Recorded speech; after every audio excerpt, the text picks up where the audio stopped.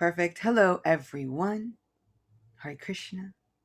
This is your see-through podcast with me, Achyuta Gopi, where we come together and we help each other see through the topics of life, both spiritual and seemingly mundane. I say seemingly because everything can be spiritualized when we have Krishna. Very excited to be with you all this morning. Wherever you're tuning in from, thank you so much. We have a live Zoom room happening if you join Patreon, and you can join www.patreon.com/Achyutagopi, my name. And there are all kinds of fun, good things that happen over at Patreon. So make sure you check it out. And we have a lot of our regulars who will be joining us on YouTube. Thank you to all who are here. If you're new, thank you. If you're a regular, thank you even more. We are on episode 20. 20 episodes of the See Through podcast. I feel like that's a celebratory moment. Big round of applause for all of you. Thank you for helping me keep this going. Thank you for helping me stay accountable, making sure I show up as often as possible. Really, truly, this would not be possible without all of you. So thank you. We are going to be diving into a wonderful chapter of Krishna book in order to kick off a really, really spiritually surcharged and packed week. Why is this week so spiritually surcharged? Tomorrow, August 8th, in addition to being a Monday in the month of Shravan, and those are highly beneficial for worshiping Lord Shiva, it is also Ekadashi for many, many, many, many, many of us. And so not only do you have this wonderful day for worshiping Lord Shiva, but you have this extra wonderful day for worshiping Krishna. And so it feels like all of the stars have aligned for our greatest benefit. But it also kicks off the 5-day festival of Julan Yatra, where we have the swing pastimes of Shri Shri Radha Govinda, or Shri Shri Radha Murlidhar, or Shri Shri Radha Gopinath, depending upon the deities where you are. Many, many deities have actually begun their swing festival already. They've started from just about last Saturday, a day called Hariyali Tej. And basically this Tej day, Hariyali means like green, to make green. Everything has been made green by what? By the monsoon.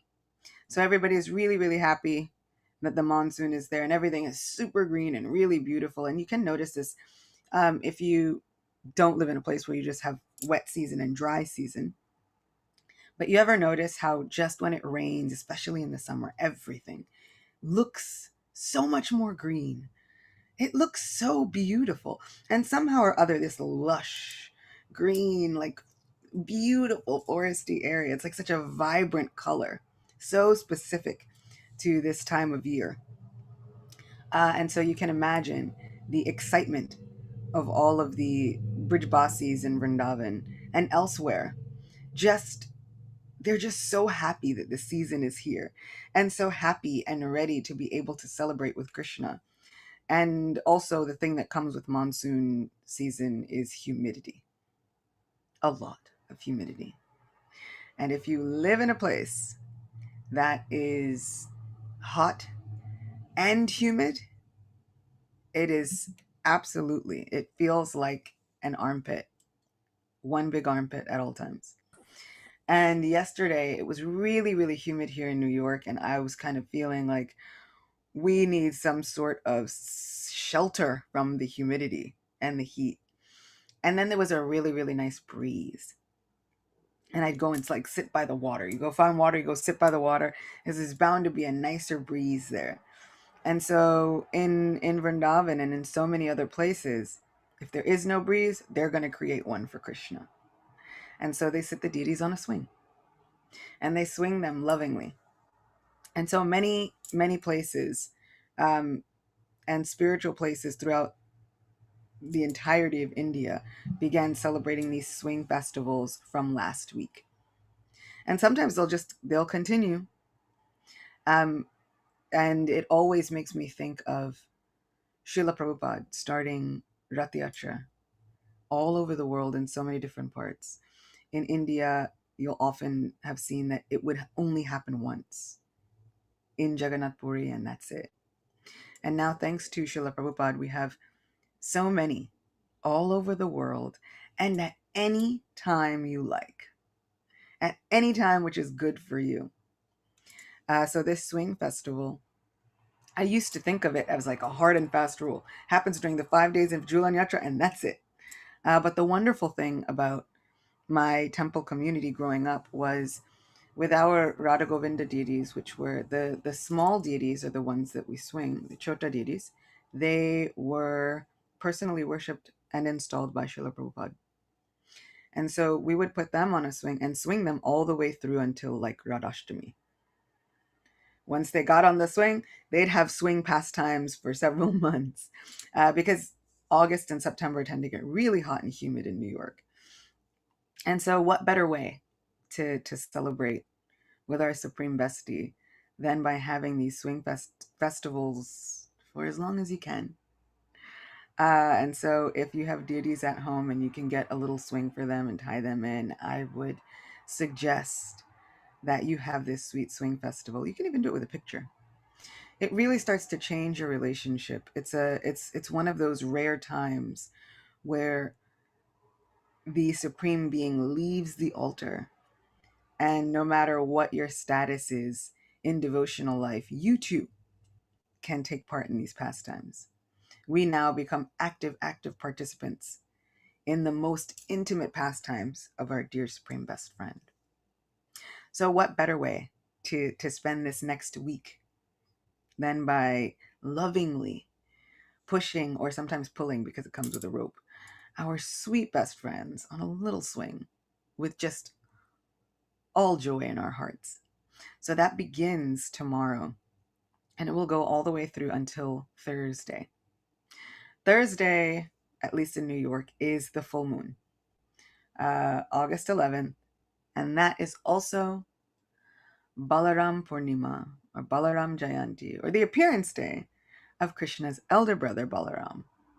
One of my most favorite holidays in the whole year, because I have a very, very soft spot for Lord Balaram in my heart. He is our hero of spiritual strength and spiritual beauty.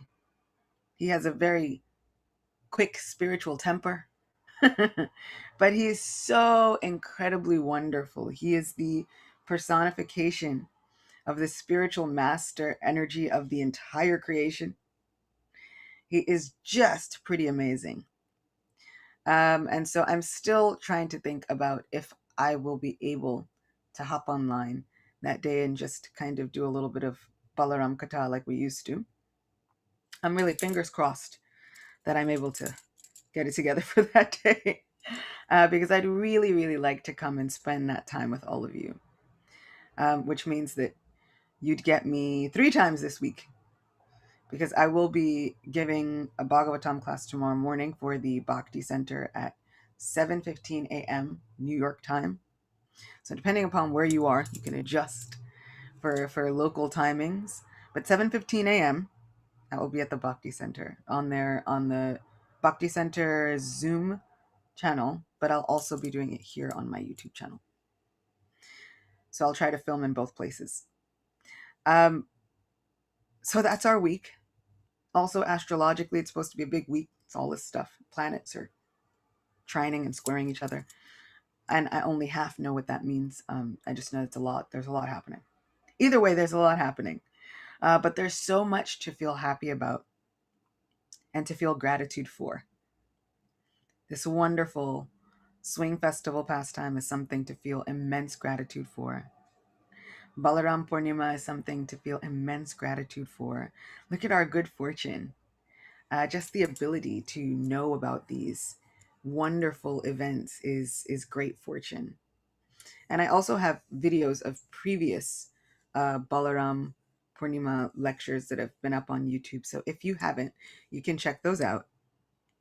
And just kind of scroll back, or you can type in Chutu Gopi Balaram. Like normally I put it in the title, it's there. But there are so many pastimes that Krishna and Balaram have gone on together and that we've been able to speak about. Reminds me of like the good old times.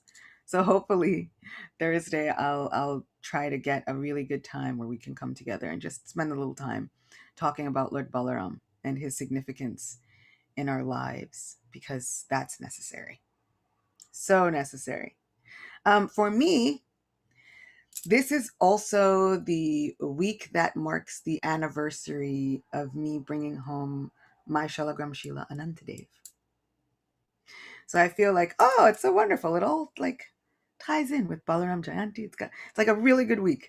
So this week I will be hopefully posting old pictures of his darshans and then pictures of his darshans now, so that you can see how he's manifested his sweet personality. He is basically the best Lord ever. Best thing that's ever happened to me.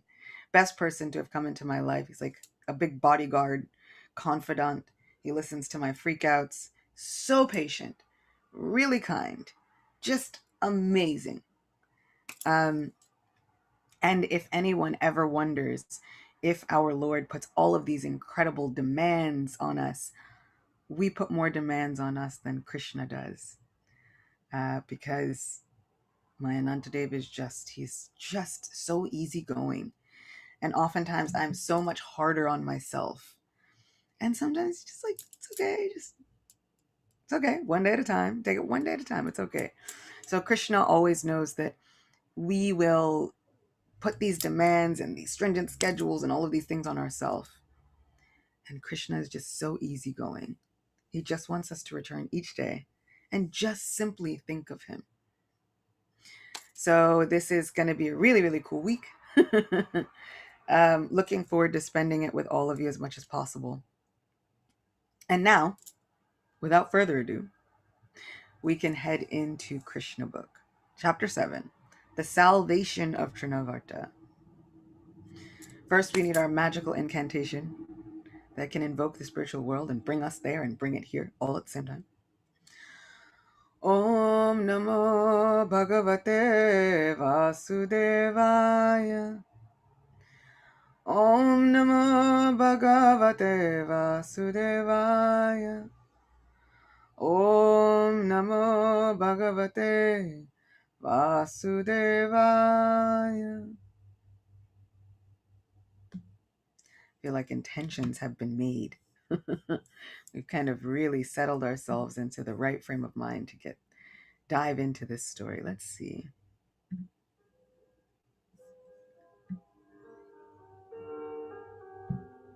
This is Krishna book, chapter 7, the salvation of Trinavarta. The Supreme Personality of Godhead Krishna is always full of 6 opulences, namely, complete wealth, complete strength, complete fame, complete knowledge, complete beauty, and complete renunciation. Sometimes I look at myself on a particular day and I'll joke that, I'm working with a strong 4 out of 6. I'm like manifesting 4 out of 6 of those opulences. And one can kind of ask, it's like, what does that joke give me? How? Well, as parts and parcels of Krishna, we have all of the qualities and attributes of Krishna. It just so happens that we have them in such minute proportion. And Krishna is the ocean, the reservoir of all of these attributes. And we have them. They just happen to be really, really, really, really tiny. They're deep down in there, deep down. But we can access them the more that we get in touch with Krishna. And the more that we find ourselves in connection with Krishna, we start to access these wonderful qualities more and more. And so you'll see with wonderful preachers and wonderful kirtaniyas, wonderful singers, etc., people see these amazing qualities within them. It is not simply a trick of the mind. That is Krishna lending his opulence. I mean, the trick is when we think that those are ours and just for us.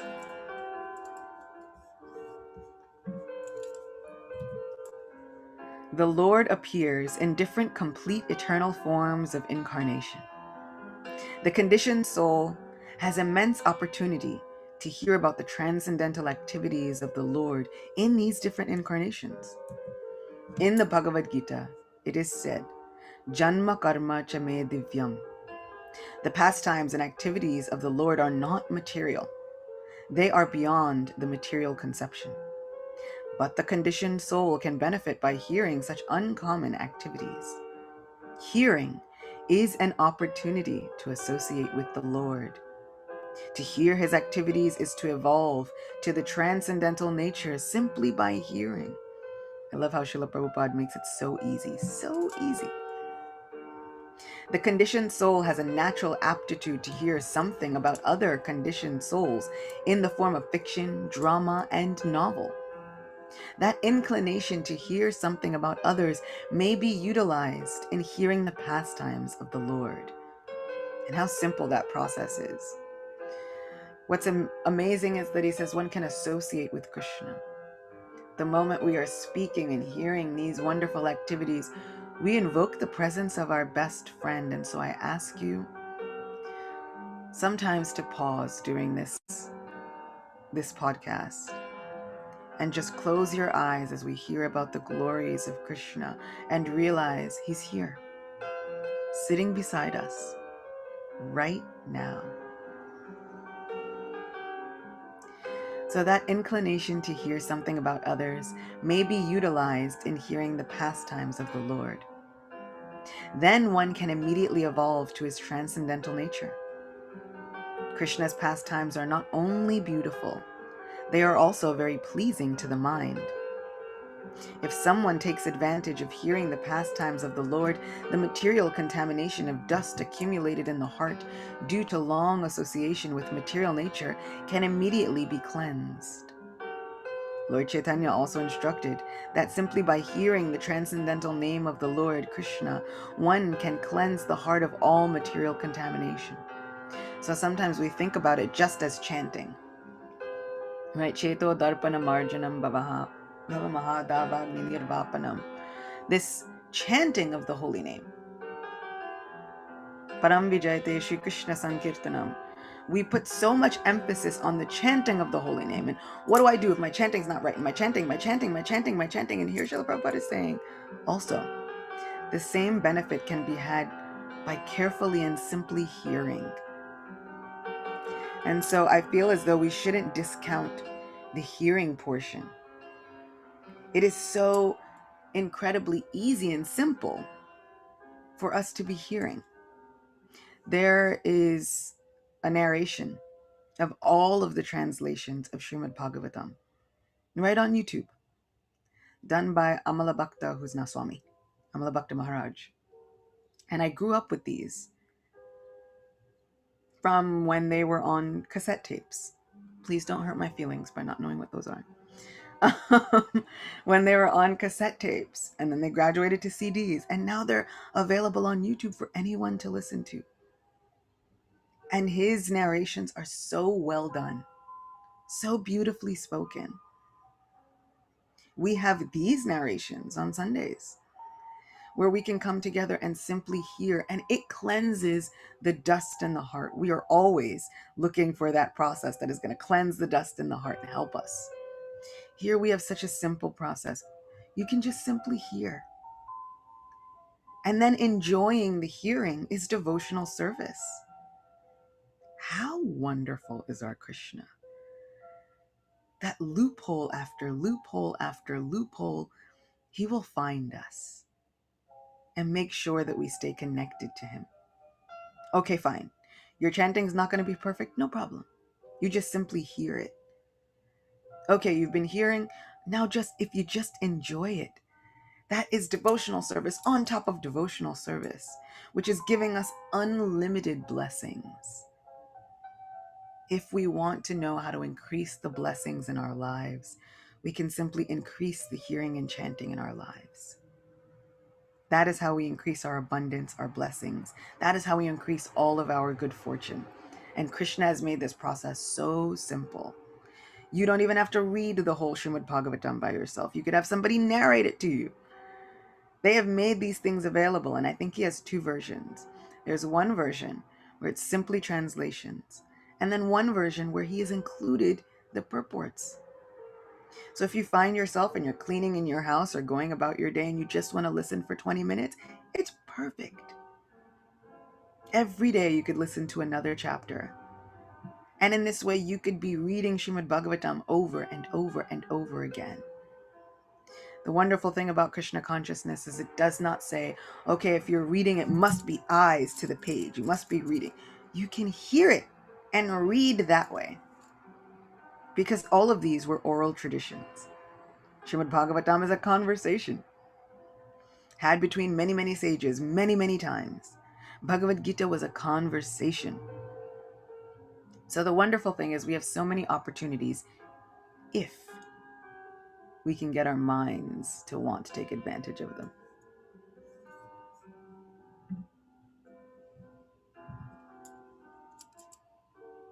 There are different processes for self-realization, but this process of devotional service, of which hearing is the most important function, when adopted by any conditioned soul, will automatically cleanse him of the material contamination and enable him to realize his real constitutional position. Conditional life is due to this contamination only, and as soon as it is cleared off, then naturally the dormant function of the living entity rendering service to the Lord awakens. By developing his eternal relationship with the Supreme Lord, one becomes eligible to create friendship with the devotees. So this wonderful thing is there's an emphasis made on hearing, but spiritual life doesn't work like material life. Because what if you happen to be a non-hearing person? It still works. The wonderful thing about spiritual life is there have been many, many people who have made Krishna conscious programs for those who are deaf or those who are non-hearing. And they started with kirtan because the process still works. And what's amazing is to see all of these wonderful individuals from so many walks of life come together, and they'll chant together and they'll clap together and they'll be engrossed in kirtan together. So the process still works because this is Krishna. Krishna is that transcendental. And I try to automate the captions on all of my YouTube videos. So no matter what it is, you can always try and hear. And hearing means so many different things to so many different people. And what I love is that Krishna accepts them all. Every and any way we can get to hear his glories and pastimes, Krishna will accept it. So I can tell you firsthand, the process still works. It works on a heart deep level. It is not, there are no limitations on the body. This is a spiritual and transcendental process.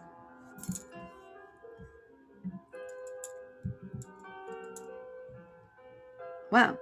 By developing his eternal relationship with the Supreme Lord, one becomes eligible to create friendship with the devotees. So all of you, if you are here, if you've made it here this morning at this time, then you should know that you have worked hard to establish and develop your eternal relationship with the Supreme Lord. Because here you are creating friends with all of these living entities. How amazing is Krishna's mercy?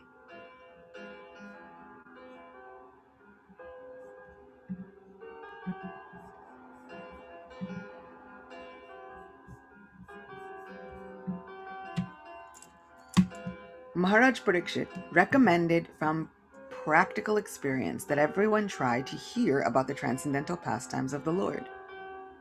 This Krishna treatise, or this book, is meant for that purpose, and the reader may take advantage in order to attain the ultimate goal of human life. The Lord, out of his causeless mercy, descends on this material world and displays his activities just like an ordinary man.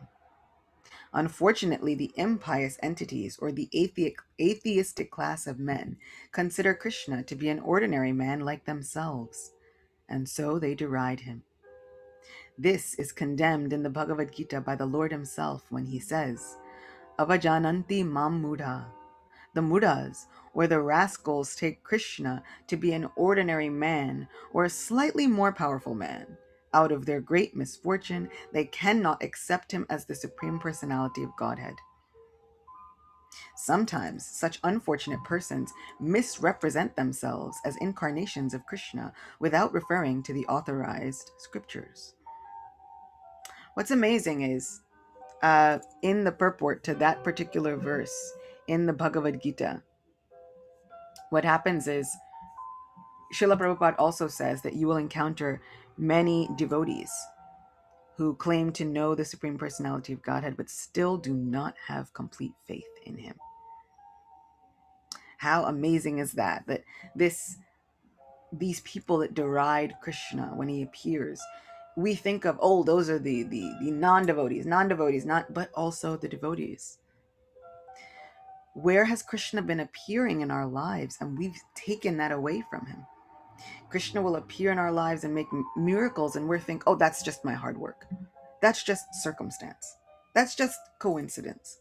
That's just, oh, no. No, I'm not good enough because Krishna would not. Krishna could not. Krishna, what?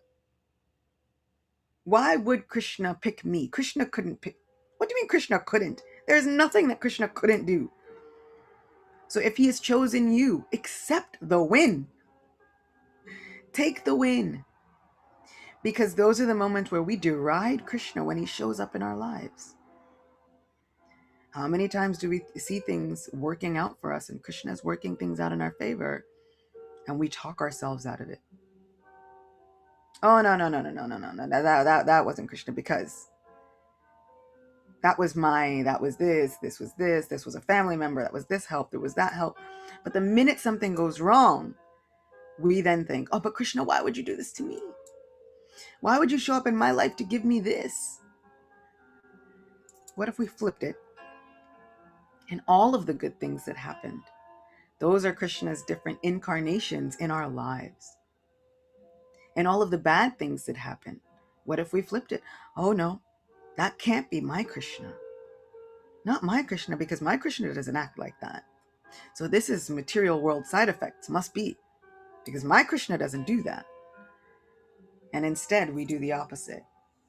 The good things that happen, oh, it can't be Krishna because I am so, or Krishna is so. And all the bad things that happen, we run and ask Krishna why he would do that to us if he's supposed to be so loving. Let's try and flip it. Make it opposite day, opposite week, opposite month, opposite year. The rest of my life, I want to flip it. And I now want to, for the good things that happen, run to Krishna first and recognize that these are incarnations of my Supreme Lord in my life. And for the painful things that are happening, recognize quickly that these are material world side effects, because my Krishna would never. Not my Krishna. Not my Lord, who has worked so hard to reestablish his relationship with me, who has done all the work to awaken me to our eternal relationship. Not my Krishna. My Krishna is only protecting me.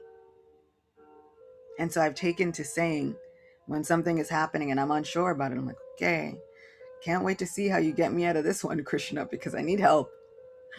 And that's how I want to look at it now. Not that Krishna is doing anything to me, but setting me up to create a bigger miracle.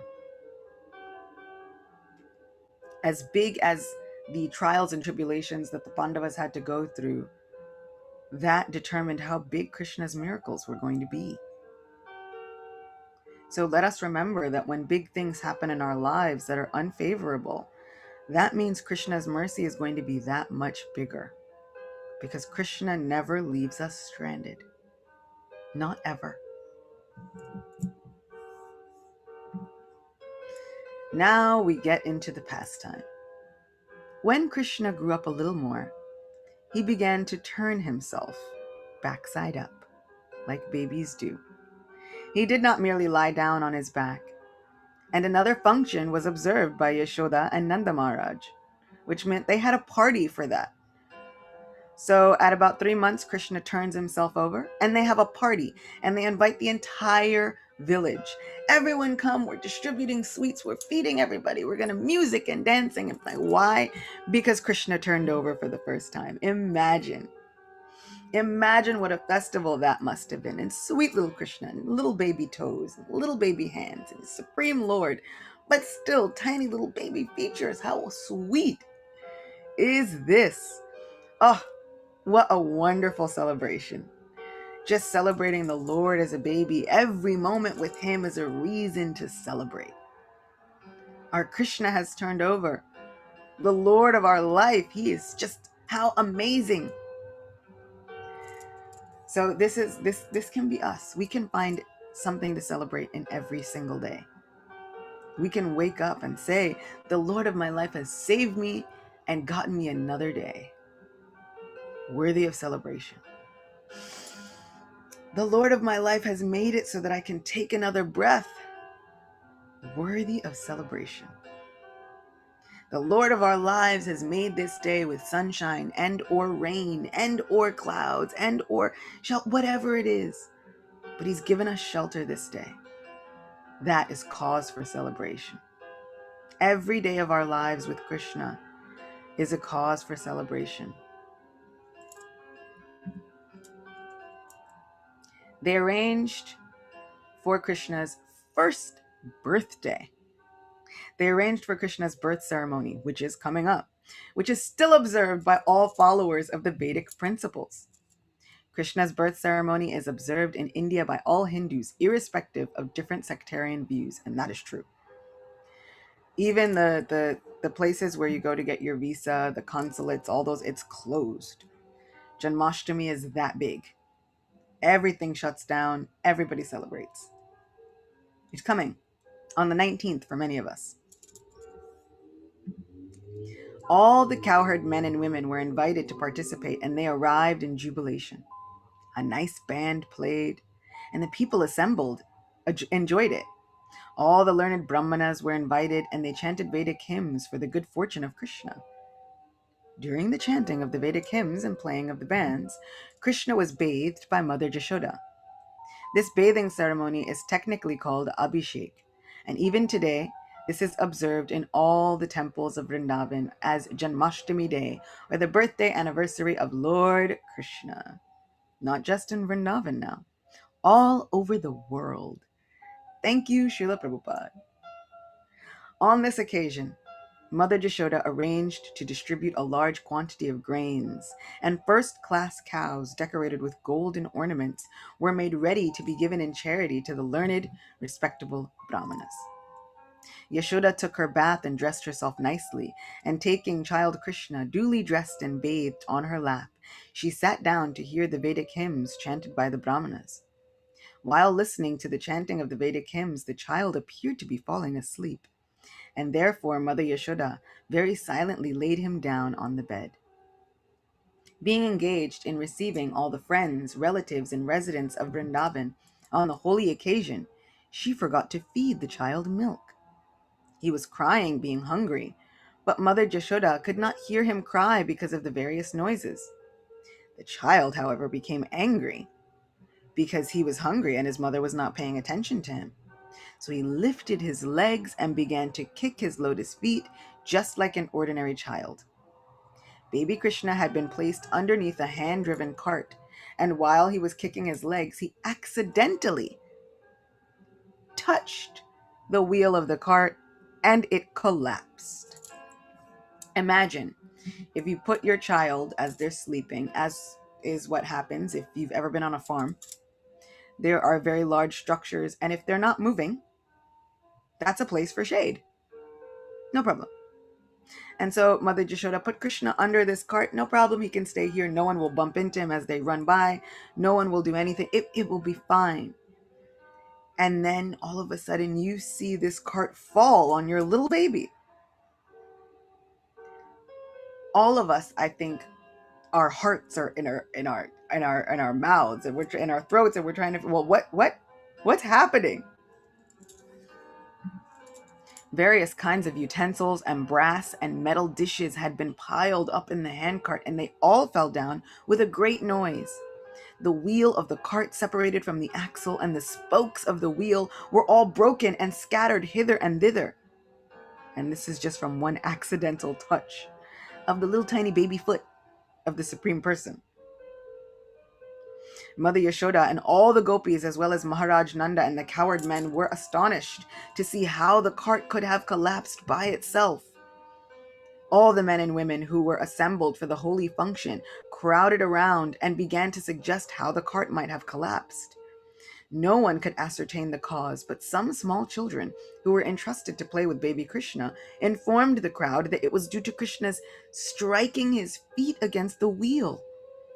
They assured the crowd that they had seen how it happened with their own eyes, and they strongly asserted the point. Some were listening to the statement of the small children, but others said, "How can you believe the statements of these children?" The cowherd men and women could not understand that the all-powerful personality of Godhead was lying there as a baby, and he could do anything. Both the possible and impossible were in his power. While the discussion was going on, baby Krishna cried, without remonstration, without being upset with him. Mother Yashoda picked the child up on her lap and called the learned brahmanas to chant holy Vedic hymns to counteract the evil spirits, because she's thinking there is only one way, that a huge cart like this that was not moving, that had so many heavy things piled up, could have just collapsed. And not only did the wheel separate, but it like burst and exploded, right? You've got all the spokes everywhere. You've got all this stuff. Like the wheel separated and exploded. And I'm like, Krishna, you've got to be more careful. The secret is that actually this cart had been inhabited by the spirit of a demon who was sent by Kamsa. At the same time, she allowed the baby to suck her breast. If a child sucks the mother's breast nicely, it is to be understood that he is out of all danger. That is kind of, it is a true-ish feeling. If something incredibly traumatizing you feel happens to your child, but then they're eating nicely and they're kind of drinking everything nicely, it kind of makes the parent feel as though, okay, you're normal and everything is okay. It assures the parent that everything is okay with the child. After all this, all the stronger cowherd men put the broken cart in order, and all the scattered things were set up nicely as before. The Brahmins thereafter began to offer oblations to the sacrificial fire with yogurt, butter, kusha grass, and water. They worshipped the Supreme Personality of Godhead for the good fortune of the child. The Brahmins who were present at that time were all qualified because they were not envious. They never indulged in untruthfulness. They were never proud, they were non-violent, and they never claimed any false prestige. They were all bona fide Brahmins, and there was no reason to think that their blessing would be useless. With firm faith in the qualified Brahmins, Nanda Maharaj took his child on his lap and bathed him with water mixed with various herbs, while the Brahmins chanted hymns from the Rik, Yajur, and Sama Vedas. It is said that without being a qualified Brahmin, one should not read the mantras of the Vedas. Here is the proof that the Brahmins were qualified with all the Brahminical symptoms. Maharaj Nanda also had full faith in them. Therefore, they were allowed to perform the ritualistic ceremonies by chanting the Vedic mantras, which they pray to the Lord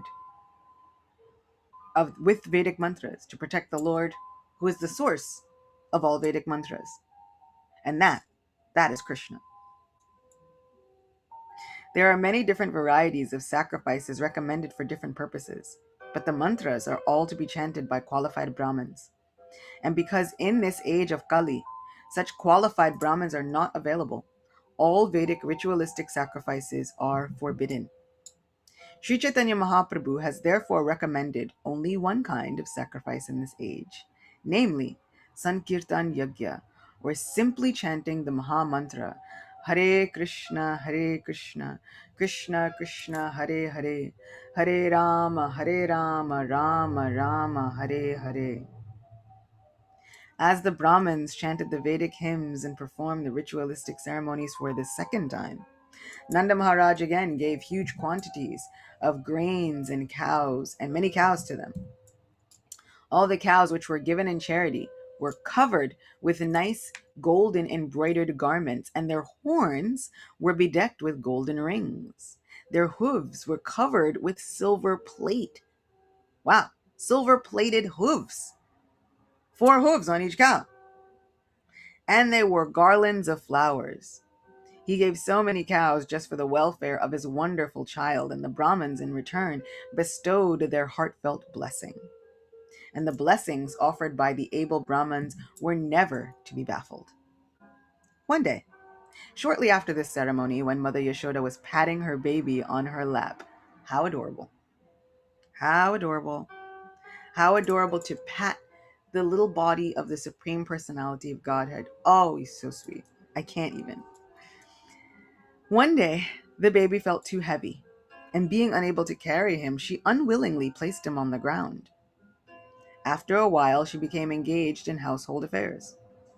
At that time, one of the servants of Kamsa, known as Trinavarta, as instructed by Kamsa, appeared there in the shape of a whirlwind. He picked the child up on his shoulders and raised a great dust storm all over Vrindavan. Because of this, everyone's eyes became covered within a few moments, and the whole area of Vrindavan became densely dark so that no one could see himself or anyone else. During this great catastrophe, Mother Yashoda could not see her baby, who was taken away by the whirlwind, and she began to cry very piteously. She fell down on the ground exactly like a cow who has just lost her calf. When Mother Yashoda was so piteously crying, all the cowherd women immediately came and began to look for the baby, but they were disappointed and could not find him. The Trinavarta demon who took baby Krishna on his shoulder went high in the sky, but the baby assumed such a weight that suddenly he could not go any further, and he had to stop his whirlwind activities. Baby Krishna made himself heavy and began to weigh down the demon. The Lord caught hold of his neck. Trinavarta felt the baby to be as heavy as a big mountain, and he tried to get out of his clutches, but he was unable to do so, and his eyes popped out from their sockets. Crying very fiercely, he fell down to the ground of Vrindavan and died. Shri Krishna Chandra Bhagavan ki jai. The demon fell exactly like Tripurarsur, who was pierced by the arrow of Lord Shiva. We told that story a few weeks ago on Instagram in little 1-minute reels. He hit the stone ground and his limbs were smashed. His body became visible to all the inhabitants of Vrindavan. When the gopis saw the demon killed and child Krishna very happily playing on his body, they immediately picked Krishna up with great affection.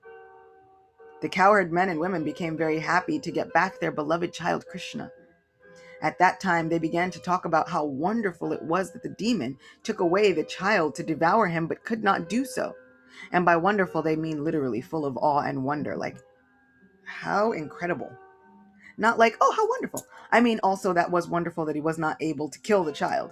But really, it's like a sense of wonder. Like, my mind can't even conceive of what is happening here. That kind of wonder. Instead, the demon fell down dead. Some of them supported the situation. This is proper because those who are too sinful die from their own sinful reactions, and child Krishna is pious. Therefore, he is saved from all kinds of fearful situations. And we too must have performed great sacrifices in our previous lives, worshipping the Supreme Personality of Godhead, giving great wealth and charity, and acting philanthropically for the general welfare of men. Because of such pious activities, the child is saved from all danger. The gopis assembled there spoke amongst themselves.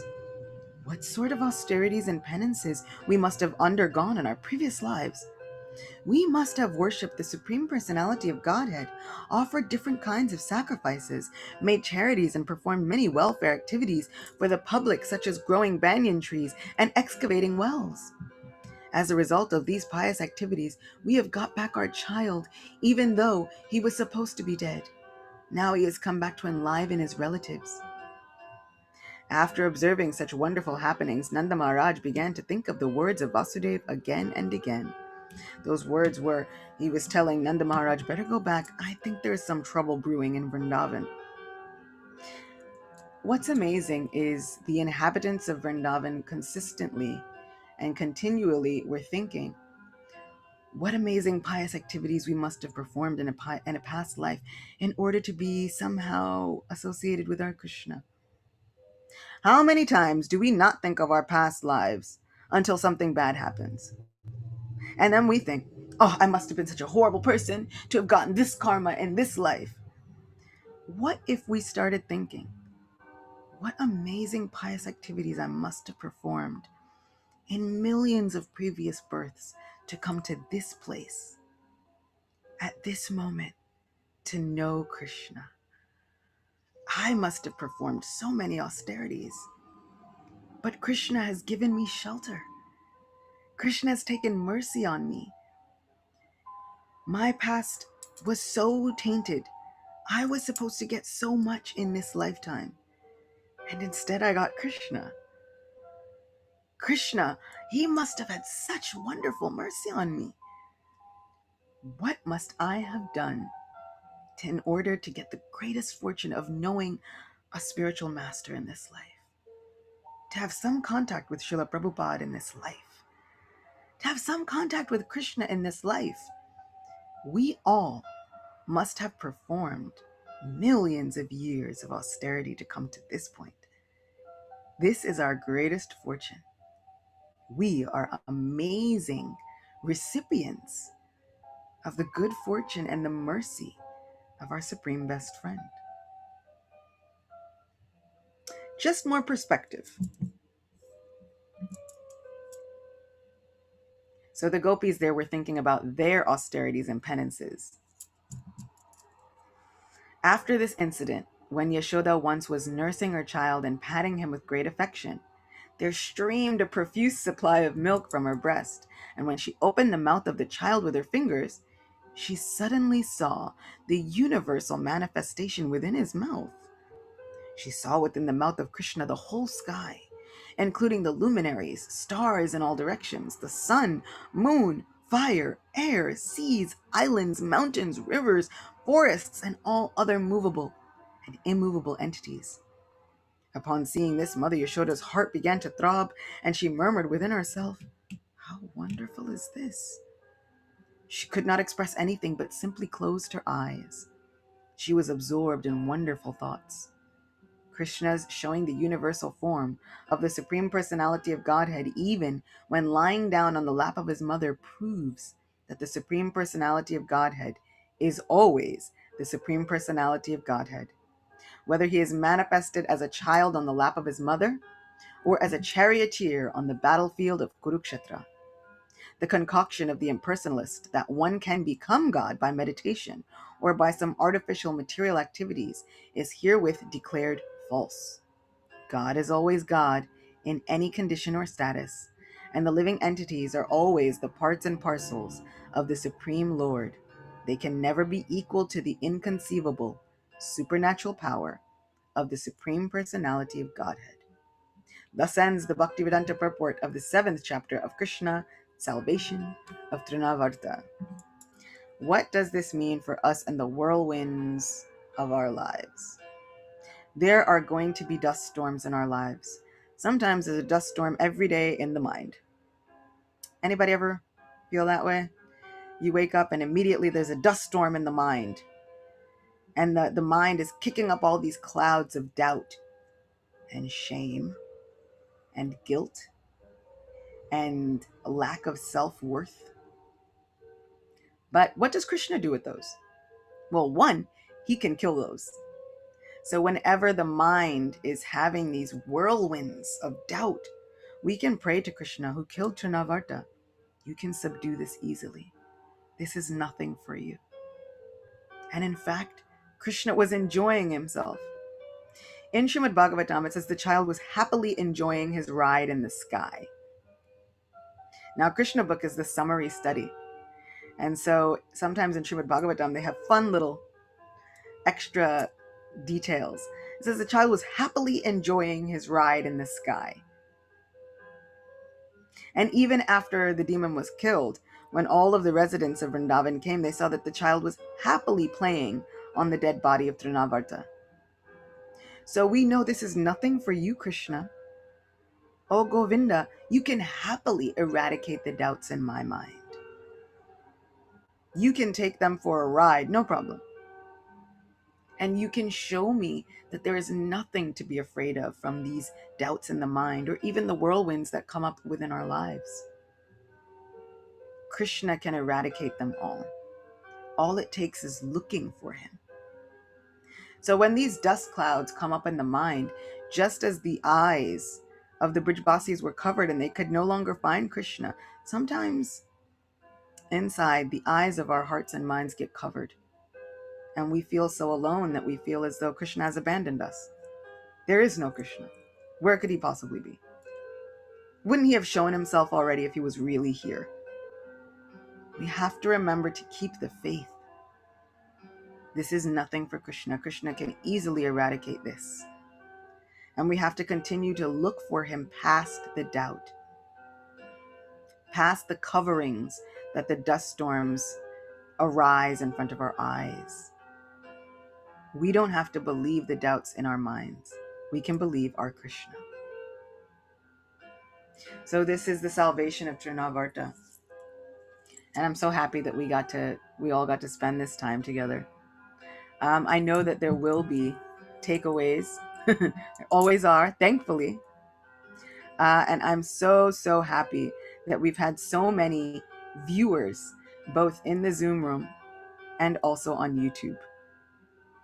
We have so many people that are saying that when doubts arise, the first thing we do in the morning is we doubt ourselves. And how amazing would it be if the first thing we did in the morning was to wonderfully celebrate Krishna and Krishna's mercy in our lives? What if that was the first thing that we did? And so many times we wake up and the first thing we do is we say, oh no, that's it. I can't do this. I can't make it through this day. I'm never going to make it. But what if, like Nanda and Yashoda, we spent our time celebrating?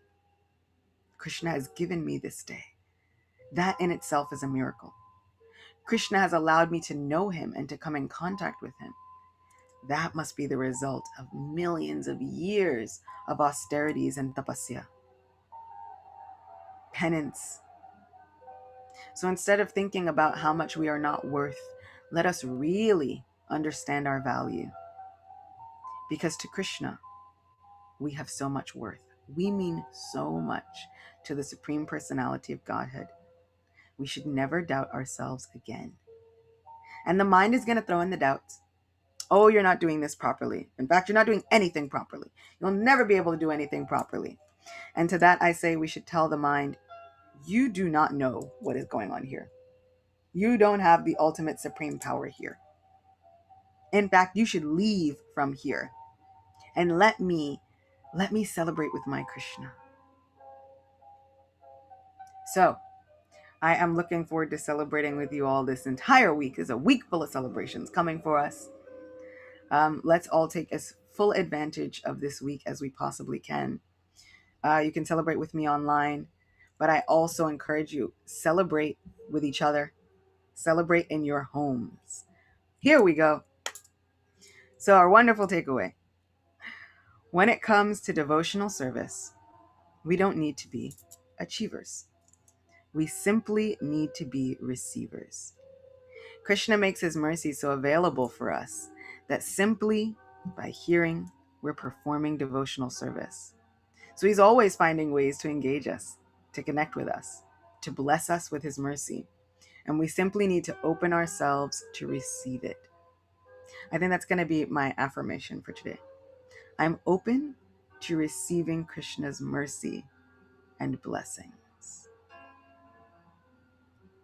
Every single one of us is incredibly special for Krishna, and he'll never abandon us. Not only will he stick with us, but he'll actively participate in our lives to bring us closer to him. And he's proving his love and faith in us every single day. So we shouldn't waste the opportunity to acknowledge Krishna's presence in our lives. Let's not minimize Krishna's love and mercy. Being here today, right now, hearing about Krishna is already a manifestation of his mercy. Let's celebrate the wins. Let's celebrate Krishna's unlimited and unconditional mercy and look for him past the doubts, past the fears. And instead of placing our faith in fear, choose to place that same faith in Krishna. And that's why Lileshwari is an expert at these takeaways. Another friend of ours, Baldevi, is saying, I give my doubts to Krishna, so I will not receive the results of them. Isn't that something, right? And just thinking of him soothes and inspires us to drop the doubt whirlwind. That's absolutely true. Krishna says, you offer everything to me and you'll be free from the reactions. So yes, we can offer our doubts to Krishna and be free from those debilitating reactions. Also, when we find ourselves in doubtful situations, we can pray to Krishna, Krishna, I take shelter of you, and now you take care of even the reactions of others. Right? Sometimes we're thinking, if I do this, if I say this, if I try to live my life as authentically as I can, how will other people react to me? Krishna can handle those reactions as well. My sister said that to me one day, and it was such a mind-blown moment. She was saying, you just do you, and you pray to Krishna that he handles even the reactions of other people, their reactions toward us. Sometimes we are concerned with our reputations, especially if we live in devotee communities. We are concerned with our reputation, with our ideas of how we are perceived. Krishna can handle it all. He can make the reactions of others within our lives as favorable as possible. All we have to do is take a second to give it to him. Give the problem to Krishna. We can give the doubts to Krishna. Krishna says, whatever you do, whatever you eat, whatever you offer, whatever you give away, whatever service you perform, whatever austerities, tapasya, all of it, do that as a service unto me. So we can offer him even the moments when the doubt is trying to get us. Oh, Krishna, I offer it to you because I know that only you can help me. You can handle my reactions. You can handle the reactions of others. And you can bring down this whirlwind of doubt. Thank you so much for being with me. All glories to our best friend, our supremost friend. All glories to our Shri Krishna. Shri Krishna Chandra ki jai. Shri Radha Govinda Dev ki jai. Srila Prabhupada ki jai. Shri Julan Yatra Mahamahotsav ki jai. All glories to the pastimes, name, fame, qualities, and all glories to the hearing about our supreme most best friend. All glories to the miracles that are bound to spout out in every single one of your lives. Thank you so much for being with me. Thank you for creating a Vrindavan in this space. Glad to be here in Vrindavan with all of you, my virtual Brajbasis. So thank you.